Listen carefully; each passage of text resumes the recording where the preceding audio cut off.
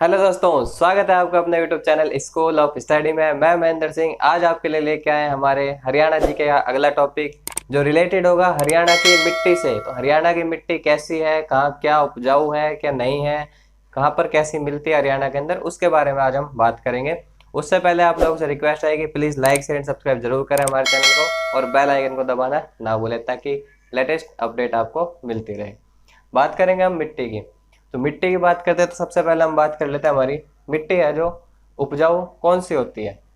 जो pH value होती है 6.4, ठीक है, 6.4 पीएच वैल्यू की जो मिट्टी होती है वह सबसे ज़्यादा उपजाऊ मानी जाती है। ठीक है, और हरियाणा के अंदर अगर हम बात करें तो हरियाणा के अंदर जो सबसे ज़्यादा मिट्टी पाई जाती है वह पीली मिट्टी है। कौन सी? पीली मिट्टी। हरियाणा में जो सबसे ज़्यादा पाई जाती है वह पीली मिट्टी है।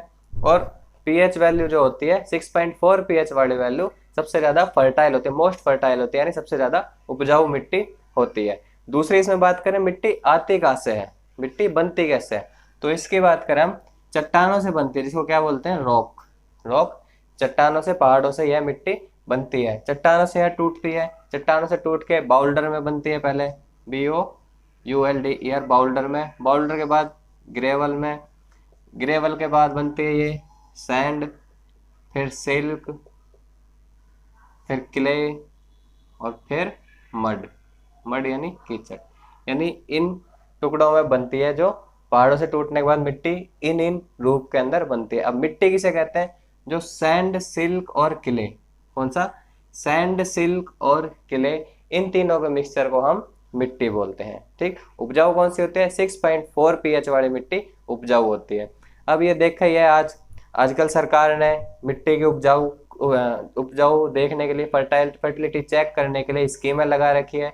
राज्य स्तर पे सेंट्रल गवर्नमेंट ने भी स्कीमें लगा रखी है ताकि मिट्टी के उपजाऊ को पता किया जा सके और यह भी पता हो कि भाई इस जमीन के अंदर जो मिट्टी है, इस मिट्टी के अंदर कौन सी फसल उपजाऊ होगी, कौन सी फसल अच्छी बनेगी। जिससे क्या होगा, किसानों के लिए भी फायदा होगा, वो उसी फसल को उगाएंगे तो उनके लिए फायदा होगा, अच्छी फसल होगी तो अच्छा प्रॉफिट भी होगा, अच्छा व्यतीत करेंगे जीवन। ठीक, इसके लिए सरकार ने क्या है, इसका जमीन का भी एक हेल्थ कार्ड, जैसे मनुष्य का हेल्थ कार्ड होता है उसी तरह जमीनों का भी हेल्थ कार्ड जो हमारी सरकार इशू कर रही है, जो वो फर्टिलिटी चेक करती है और कार्ड इशू करके बताती है भाई इस जगह पर इस फसल को उगाओ, बढ़िया रहेगी, अच्छी रहेगी। ठीक है, ये स्कीम काफ़ी चल रही है, इससे क्या है देश की भी ग्रोथ होगी, हमारी भी फसल अच्छी उगेंगी। ठीक, बढ़िया स्कीमें चल रही हैं सरकार की आजकल। ये हो गया हमारा। आगे हम बात करते हैं क्या, मिट्टी, हरियाणा की मिट्टी।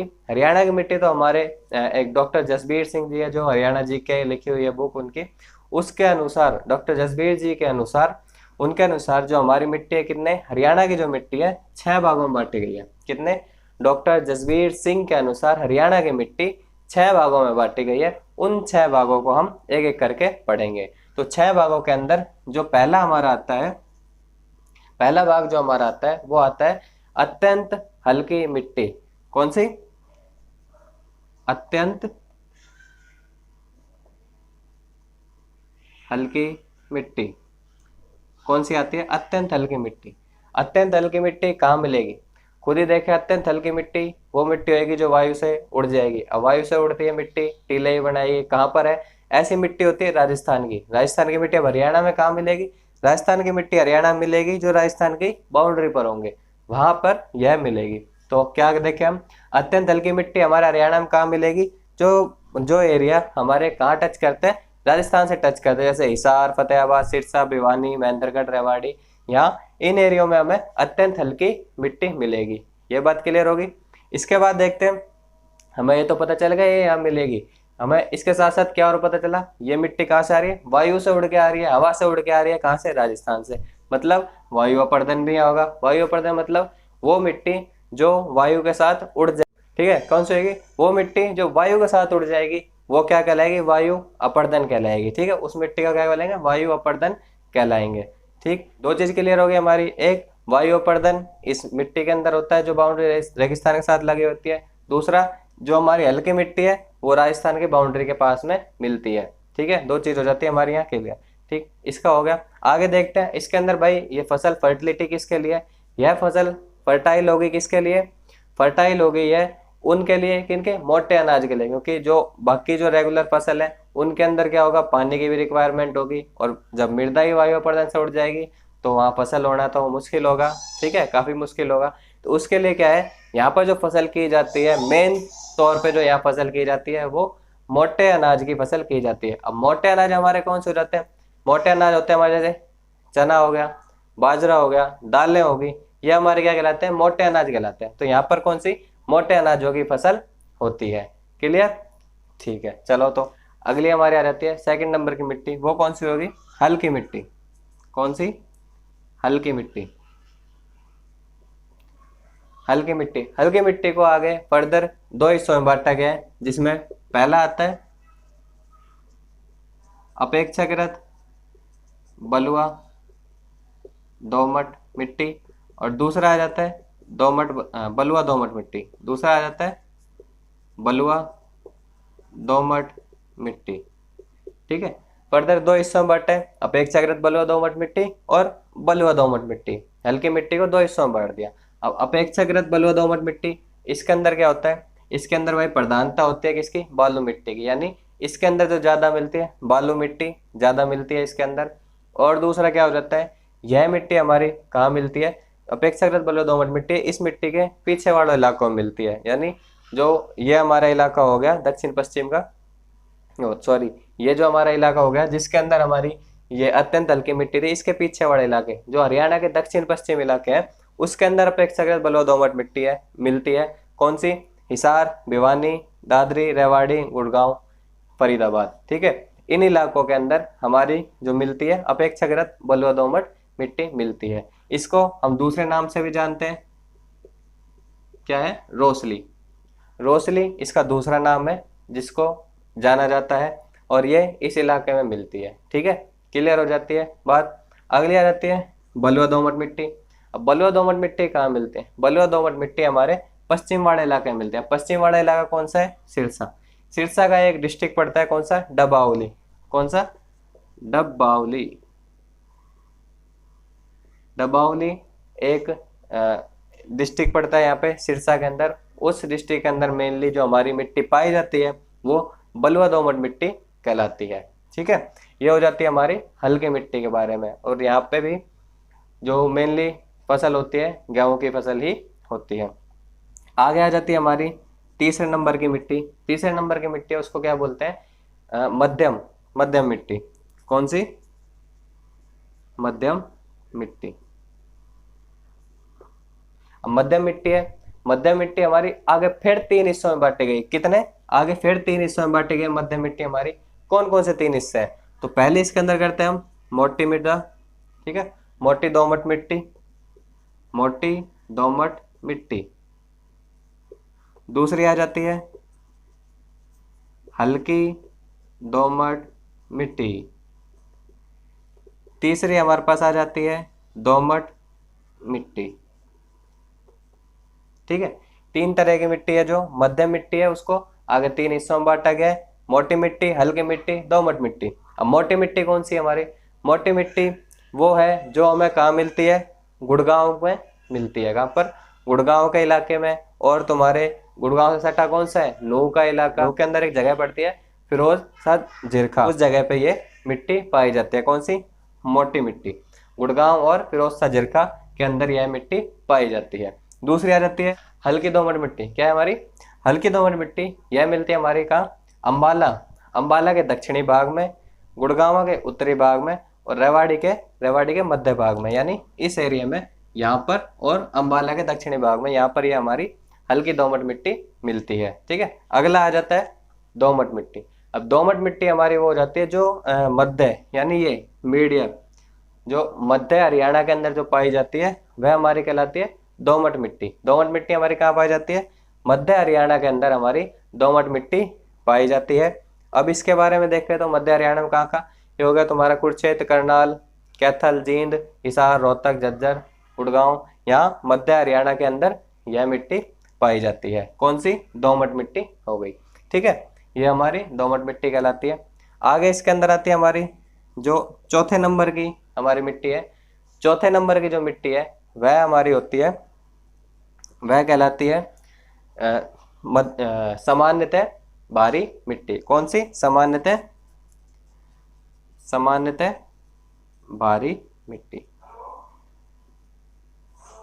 जो चौथे नंबर की हमारी मिट्टी है वो कहलाती है सामान्यतः भारी मिट्टी। अब भारी मिट्टी, यह मिट्टी कहाँ पाई जाती है? यह मिट्टी हमारी पाई जाती है जो यमुना नदी है ना, हमारी यमुना नदी, इधर घग्गर है और हमारे पूर्व की साइड में कौन सी यमुना नदी पड़ती है, यमुना नदी के किनारे ये हमारी भारी मिट्टी पाई जाती है। अब यमुना नदी के किनारे कौन कौन से डिस्ट्रिक्ट हो गए? यमुनानगर, करनाल, पानीपत, सोनीपत, फरीदाबाद, गुड़गांव, ये गुड़गांव नहीं आएगा, फरीदाबाद, ये हो गए हमारे इलाके जो यमुना नदी के किनारे हैं। और इनके अंदर कौन सी मिट्टी पाई जाती है? हमारी सामान्यतः भारी मिट्टी पाई जाती है। कहाँ पे? यमुना नदी के किनारे में। ठीक, ये हो गया हमारी सामान्यतः भारी मिट्टी के बारे में। आगे जो 5वें नंबर पे डिवाइड है हमारी, वो कौन सी है? जो 5वें नंबर पे डिवाइड है, हैवी यानी भारी और वेरी हैवी। भारी और 5वें नंबर की मिट्टी कौन सी हमारी? भारी और अत्यंत वेरी हैवी, हाँ अत्यंत हैवी, अत्यंत भारी